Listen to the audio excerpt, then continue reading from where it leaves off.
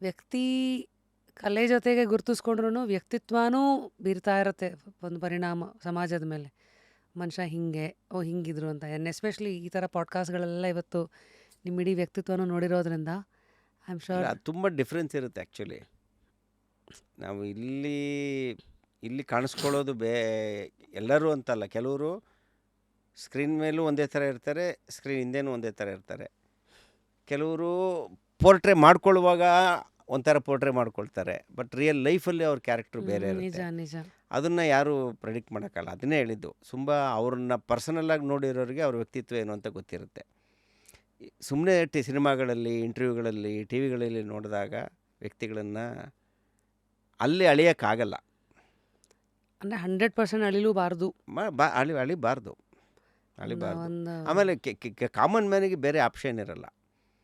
ಅವನಿಗೀಗ ನನ್ನ ಬಗ್ಗೆನೇ ತಿಳ್ಕೊಬೇಕು ಅಂತ ಅಂದರೆ ಯಾರೊಬ್ಬ ಕಾಮನ್ ಮ್ಯಾನು ಸಾಧ್ಯನೇ ಇಲ್ಲ ಅವನಿಗೆ. ಈಗ ನಾನೇನು ನಿಮ್ಮ ಮುಂದೆ ಕೂತ್ಕೊಂಡು ಹೇಳ್ತಾ ಇದ್ದೀನೋ ಇದನ್ನು ಅವ್ನು ನಿಜ ಅಂತ ಅಂದ್ಕೊಳ್ತಾನೆ ಅಷ್ಟೇ. ನಾನು ಹೇಳಿದ್ದು ಸುಳ್ಳು ಆಗಿರ್ಬೋದಲ್ಲ ಇಷ್ಟೊತ್ತು, ಅಲ್ವಾ? ನಾನು ಹೇಳಿದ್ದು ನಿಜನಾ, ನನ್ನ ನಿಜವಾದ ವ್ಯಕ್ತಿತ್ವ ಏನು ಅನ್ನೋದು ನಿಮ್ಮ ಆತ್ಮಸಾಕ್ಷಿ ನನ್ನ ಜೊತೆ ನನ್ನ ಆತ್ಮಸಾಕ್ಷಿಗೆ ಗೊತ್ತು, ಪ್ಲಸ್ ನನ್ನ ತೀರಾ ಹತ್ತಿರದಿಂದ ನೋಡಿರೋರಿಗೆ ಮಾತ್ರ ಗೊತ್ತಿರುತ್ತೆ ಕಂಪ್ಲೀಟ್ ಪಿಕ್ಚರ್. Complete picture. ಇಲ್ಲಾಂದ್ರೆ ನಾನು ಏನು ಬೇಕಾದ್ರೂ ಮ್ಯಾನಿಪುಲೇಟ್ ಮಾಡಿ ಏನು ಬೇಕಾದ್ರೂ ಹೇಳ್ಬೋದಲ್ವಾ. ಒಬ್ಬರ ಹೆಸರೇ ಹೇಳಲ್ಲ, ಆಮೇಲೆ ಬಂದರು ಪಾಡ್ಕಾಸ್ಟ್ಗೆ. ಕರೆದಾಗ ಫಸ್ಟು ಅವರು ಇದೇ ಹೇಳಿದ್ದು, ಇಡೀ ಜೀವನನ ನನ್ನ ಎಲ್ಲ ಚಾಪ್ಟರ್ಸ್ಗಳನ್ನು ನಾನು ತೆಗೆದಿಟ್ಟು ಅದ್ರಲ್ಲಿ ಕೆಲವು ಹುಳುಕುಗಳಿರುತ್ತೆ, ಎಡವಿರೋ ಇದಿರುತ್ತೆ, ಒಳ್ಳೇದಿರುತ್ತೆ, ನೀವೆಲ್ಲನೂ ಅಷ್ಟು ಓಪನ್ ಆಗಿ ಕ್ಯಾಮ್ರಾ ಮುಂದೆ ಇಡೋಕ್ಕೆ ಸಾಧ್ಯನೇ ಇಲ್ಲ. ಅದಷ್ಟು ಇರೋಕ್ಕೆ ಸಾಧ್ಯ ಇಲ್ಲ ಅಂದಮೇಲೆ ನಾನು ಏನಕ್ಕೆ ಬರಬೇಕು ಅಂತ. ನಾನು ಹೇಳಿದೆ, ಓಕೆ, ಒಂದು 30% 40% ತೆಗೆದು ಆ ಬಾಕಿ 40-50% ಇಟ್ಟರೂ ಅಟ್ಲೀಸ್ಟ್ ಅದರಿಂದಲೂ ಈಗ ಒಳ್ಳೇದನ್ನು ಮಾತ್ರ ತೊಗೊಳಕ್ಕೆ ಒಂದು ಸಂದೇಶ ಹೋದ್ರೆ ತಪ್ಪೇನಿದೆ ಅಂತ. ಹೌದು. ಆಮೇಲೆ ನಾವು ಹೇಗೆ ನೋಡ್ತೀವಿ, ನಮಗೆ ಎಷ್ಟು ಮೆಚುರಿಟಿ ಇದೆ ಅನ್ನೋದ್ರ ಮೇಲೆ ನಾವು ವ್ಯಕ್ತಿಗಳನ್ನು ಗೇಜ್ ಮಾಡ್ಬೋದು. ಈಗ ನನ್ನ ಎಕ್ಸ್ಪೀರಿಯೆನ್ಸಿಗೆ ನಾನು ಯಾರಾದರೂ ಒಬ್ಬ ವ್ಯಕ್ತಿ ಅವರು ಟಿ ವಿನಲ್ಲೇ ಕೂತ್ಕೊಂಡು ಮಾತಾಡ್ತಾ ಇರಲಿ, ಅವ್ರು ಮಾತಾಡುವಾಗಲೇ ಈಗ ನಾನು ಹ್ಯೂಮನ್ ಸೈಕಾಲಜಿ ಸ್ಟಡಿ ಮಾಡಿರೋ ಪ್ರಕಾರ ಅವರು ಹಾನೆಸ್ಟಾಗಿ ಮಾತಾಡ್ತಿದ್ದಾರಾ ಇಲ್ಲ ಫೇಕ್ ಮಾಡ್ತಾ ಇದ್ದೀರಾ ಅನ್ನೋದನ್ನು ಗೇಜ್ ಮಾಡಬಲ್ಲೆ ನನ್ನ ನಾಲೆಡ್ಜಿಗೆ. ಹೇಗೆ ಕಂಡುಹಿಡಿತೀರಿ ನಿಮ್ಮ ಟಿಪ್ಸ್? ಅಲ್ಲ, ಅದನ್ನೇ ಹೇಳಿದ್ವಿ. ಹ್ಯೂಮನ್ ಸೈಕಾಲಜಿ ನಾನು ಸ್ಟಡಿ ಮಾಡಿರೋದ್ರಿಂದ ಆತನ ಎಕ್ಸ್ಪ್ರೆಷನ್ಸಲ್ಲಿ, ಆತನ ಮಾತುಗಳಲ್ಲೇ ಅದು ನೋಡ್ತೀರಿ ಫೇಕಾ ಅಥವಾ ಮ್ಯಾನಿಪುಲೇಟೆಡ್ಡಾ, ಫೇಕಾ ಅಥವಾ ಆನೆಸ್ಟಾಗಿ ಹೇಳ್ತಾ ಇದ್ದಾರೆ ಅನ್ನೋದು ಅರ್ಥ ಆಗುತ್ತೆ ನನಗೆ. It comes through only experience ಅಷ್ಟೇ. ಅದನ್ನ ಹೆಂಗೆ ಪಿನ್ ಪಾಯಿಂಟ್ ಮಾಡಿ ಹೇಳಬೇಕು ಅಂದರೆ ಯಾವ್ದಾದ್ರು ಎಕ್ಸಾಂಪಲ್ ಕೊಟ್ಟು ಹೇಳಬೇಕು ಅಲ್ವಾ? ನೋಡಿ, ಇದು ಫೇಕು, ಇದು ಒರಿಜಿನಲ್ಲು ಅನ್ನೋದನ್ನು ಒಂದು ವಿಡಿಯೋ ಇಟ್ಕೊಂಡು ಹೇಳಬೇಕಾಗುತ್ತೆ.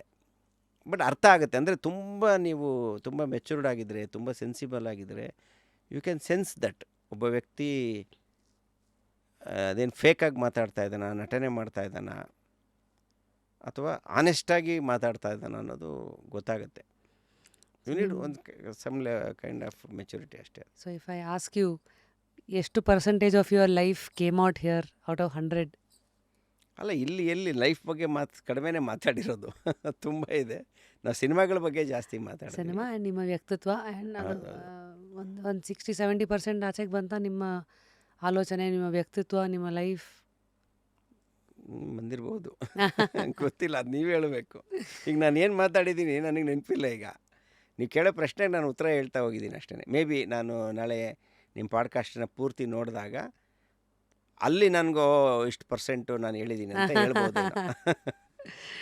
Amazing sir. ಅಂದರೆ ಐ ಫೆಲ್ಟ್ ಲೈಕ್ ಹೋಗ್ತಾ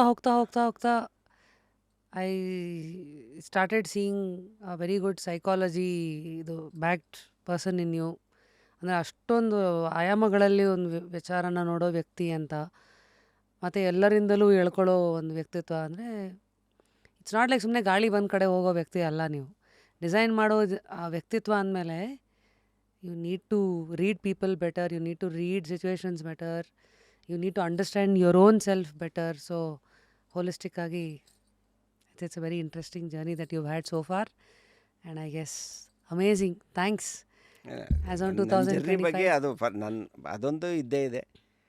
ಇದುವರೆಗೂ ನನ್ನ ಜರ್ನಿ ಅದ್ರ ಬಗ್ಗೆ ಒಂದು ಖುಷಿ ಇದೆ. ಬಿಕಾಸ್ ಕೆಲವು ಜನಕ್ಕೆ ಮಾತ್ರ ಅವ್ರು ಏನು ಆಸೆ ಪಟ್ಟಿರ್ತಾರೋ ಆ ಥರ ಬದುಕೋಕ್ಕಾಗೋದು. It's very rare actually. 90% ನಿಮ್ಗೆ ಆ ತೃಪ್ತಿ ಪೀಪಲ್ಲು ಇದೆ. ಅವ್ರು ಏನೋ ಲೈಫಲ್ಲಿ ಏನೋ ಆಗಬೇಕು, ಏನೋ ಮಾಡಬೇಕು ಅಂದ್ಕೊಂಡಿರ್ತಾರೆ. ಅದು ಬಿಟ್ಟು ಮಿಕ್ಕಿದ್ದೆಲ್ಲ ಮಾಡ್ತಾ ಇರ್ತಾರೆ ಅಲ್ವಾ. ನನ್ನ ಲೈಫಲ್ಲಿ ನಾನು ಡೇ ಒನ್ನಿಂದ ಸಿನಿಮಾ ಡೈರೆಕ್ಟರ್ ಆಗಬೇಕು ಅಂತಲೇ ಅಂದ್ಕೊಂಡಿದ್ದು.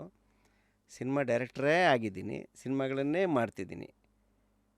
ಸಕ್ಸಸ್ ಐ ಡೋಂಟ್ ನೋ, ನಾನು ಎಷ್ಟು ಸಕ್ಸಸ್ಫುಲ್ಲು ಏನು ಅದ್ರ ಬಗ್ಗೆ ನನಗೆ ವರಿ ಇಲ್ಲ. But I am doing A job which I love. ನಾನು ಇಷ್ಟಪಟ್ಟಿರೋ ಕೆಲಸನ ಈಗಲೂ ಮಾಡ್ತಾಯಿದ್ದೀನಿ ಅನ್ನೋದಿದೆಯಲ್ಲ, ದಟ್ ಈಸ್ ಬಿಗ್ಗೆಸ್ಟ್ ಸ್ಯಾಟಿಸ್ಫ್ಯಾಕ್ಷನ್. ಆಮೇಲೆ ನಾನು ಫೈನಲ್ಲಾಗಿ ನಾನು ಎಕ್ಸ್ಪೆಕ್ಟ್ ಮಾಡೋದು, ಲೈಫಿಂದ ಎಕ್ಸ್ಪೆಕ್ಟ್ ಮಾಡೋದು ಅದೊಂದೇ. ಟಿಲ್ ನಾನು ಎಲ್ಲಿವರೆಗೂ ಬದುಕಿರ್ತೀನಿ ಅಲ್ಲಿವರೆಗೂ ನಾನು ಇದೇ ಕೆಲಸ ಮಾಡ್ತಾ ಇರಬೇಕು, ಅಷ್ಟೇ ನನ್ನ ಎಕ್ಸ್ಪೆಕ್ಟೇಷನ್ನು. ನಾನು ಈಗ ಆ ಡಿಸೈರ್ಸು ನೂರಾರು ಇರುತ್ತೆ. ನಾನು ಒಂದು ಪ್ಯಾನ್ ಇಂಡಿಯಾ ಪಿಕ್ಚರ್ ಮಾಡಬೇಕು, 1000 ಕೋಟಿ ಕಲೆಕ್ಟ್ ಆಗುವಂಥ ಪಿಕ್ಚರ್ ಮಾಡಬೇಕು.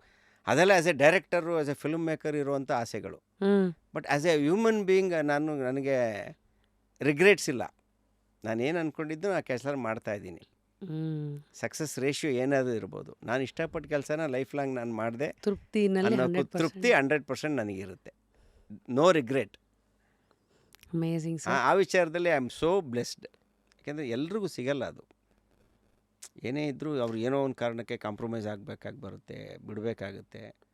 ಲೈಫ್ ಲಾಂಗ್ ಅವ್ರಿಗೆ ಅದು ಕೊರಿತಾ ಇರುತ್ತೆ. ಇದನ್ನ ಇವಾಗ ಲಕ್ ಅಂತೀರಾ, ನಿಮ್ಮದೇ ಹಠ ಅಂತೀರಾ, ನಿಮ್ಮದೇ ಛಲ ಅಂತೀರಾ, ಅಥವಾ ಎಲ್ಲಾನು ಸೇರಿಕೊಂಡು ಹಿಂಗೆ ಇಲ್ಲ, ಆಗಿರೋದು ಅಂತೀರಾ?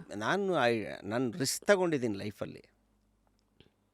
ನನ್ನ ಲೈಫು ಹಿಂಗೆ ಇರಬೇಕು ಅಂತ ಹಠ ಹಿಡ್ದಿದ್ದೀನಿ ನಾನು. ವೆದರ್ ನಾನು ಗೆಲ್ತೀನೋ ಸೋಲ್ತೀನೋ ಇಟ್ ಡಸಂಟ್ ಮ್ಯಾಟರ್. ಆದರೆ ನಾನೇನು ಆಗಬೇಕು ಅಂದ್ಕೊಂಡಿದ್ದೀನಿ ಆ ಪ್ರಯತ್ನ ಮಾಡ್ದಲೇ ಅಂತೂ ವಾಪಸ್ ಹೋಗಲ್ಲ ನಾನು ಅಂತ ಹಠ ಹಿಡ್ದಿದ್ದೆ ನಾನು. ಸೋತ್ರೆ ಆಮೇಲೆ ನೋಡೋಣ ಅಂತ, ಮೆಂಟಲಿ ಪ್ರಿಪೇರ್ಡ್. ಸೋತ್ರೆ ಆಮೇಲೆ ನೋಡೋಣ ಅಂತ. ಹಾಗಂತ ನಾನು ಕಾಂಪ್ರಮೈಸ್ ಆಗಿಲ್ಲ ಯಾವಾಗಲೂ.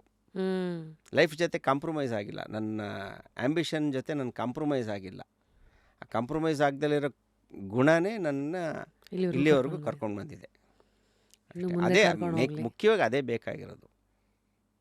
ನಾವು ಜನಕ್ಕೆ ಒಂದು ಟಿಪ್ ಕೊಡಿ. ಎಷ್ಟೊಂದು ಜನ ನಾವು ನೋಡಿರ್ತೀವಿ, ಏನೋ ಆಗೋಕ್ಕಂತ ಶುರು ಮಾಡ್ತಾರೆ, ಏನೇನೋ ಆಗಿರ್ತಾರೆ. ಲೈಫ್ ಜೊತೆ ಕಾಂಪ್ರಮೈಸ್ ಆಗದೇ ಇರೋ ಹಾಗೆ 3 ಟಿಪ್ಸ್ ನೀವು ಕೊಡೋದಾದರೆ ಏನು ಮಾಡಬೇಕು? ಅಲ್ಲ, ಫಸ್ಟು ಫಿಯರ್ ಬಿಡಬೇಕು, ಭಯ ಇರಬಾರ್ದು. ಫಿಯರ್ ಆಫ್ ಡಿಫೀಟ್ ಅನ್ನೋದು ಇದೆಯಲ್ಲ, ಈಗ ಲವ್ವಲ್ಲಿ ಹೆಂಗೆ ಫಿಯರ್ ಆಫ್ ರಿಜೆಕ್ಷನ್ ಇರುತ್ತೋ ಫಿಯರ್ ಆಫ್ ರಿಜೆಕ್ಷನ್ ಬಂದ್ಬಿಟ್ರೆ ಲವ್ ಎಕ್ಸ್ಪ್ರೆಸ್ಸೇ ಮಾಡಲ್ಲ ಅಲ್ವಾ? ಹಂಗೆ ಸೋಲಿನ ಭಯ ಕಾಡಕ್ಕೆ ಸ್ಟಾರ್ಟ್ ಆಗಿಬಿಟ್ರೆ ನೀವು ಗೆಲ್ಲಕ್ಕೆ ಆಗಲ್ಲ.